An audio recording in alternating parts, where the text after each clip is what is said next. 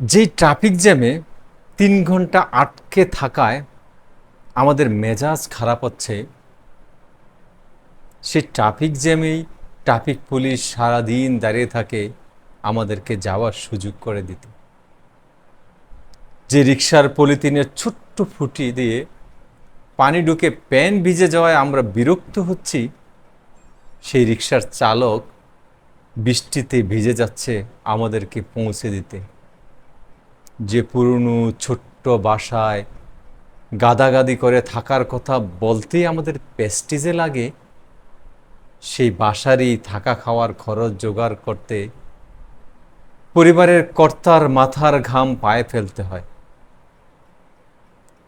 অথচ তাদের কষ্ট, তাদের স্যাক্রিফাইসের কথা আমাদের চিন্তায়ও আসে না। আমরা ব্যস্ত আছি আমাদের ভালো না লাগা, মজা না লাগা, বিরক্ত হওয়া নিয়ে। কিন্তু ভালো না লাগা, বিরক্ত হওয়া পাবলিক আমরা একা নই। রিকশা চালকেরও রিকশা চালাতে ভালো লাগে না। ধুলাবালি, বাসের ধোয়া গিলতো ট্রাফিক পুলিশের মজা লাগে না।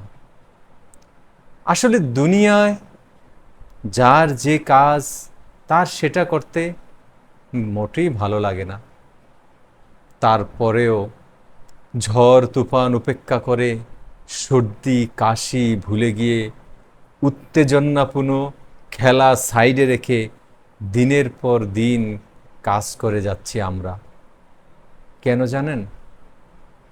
কারণ আমরা কাজ করে উপার্জন করি প্রয়োজন মেটাতে, ইমোশন ফুলফিল করতে, ঝামেলা ওভারকাম করতে। যার প্রয়োজন বা ইমোশন যত তীব্র, তার অজুহাত, আলসেমি, ছুতা বা ভয় তত কম।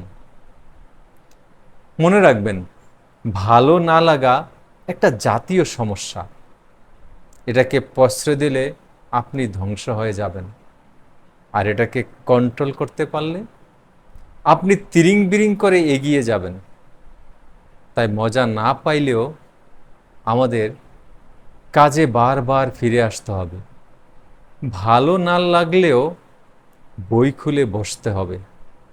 একবার না বুঝলে বারে বারে বই খুলে জোর করে বসে থাকতে হবে। লাস্ট বেঞ্চে বসে বুঝতে না পারলে ফার্স্ট বেঞ্চে এসে বসতে হবে। যতক্ষণ পর্যন্ত রফা দফা না হবে ততক্ষণ পর্যন্ত লেগে থাকতে হবে। দেখবে ভালো না লাগা রোগ আমাদের অজান্তেই পালিয়ে গেছে। ধন্যবাদ সবাইকে।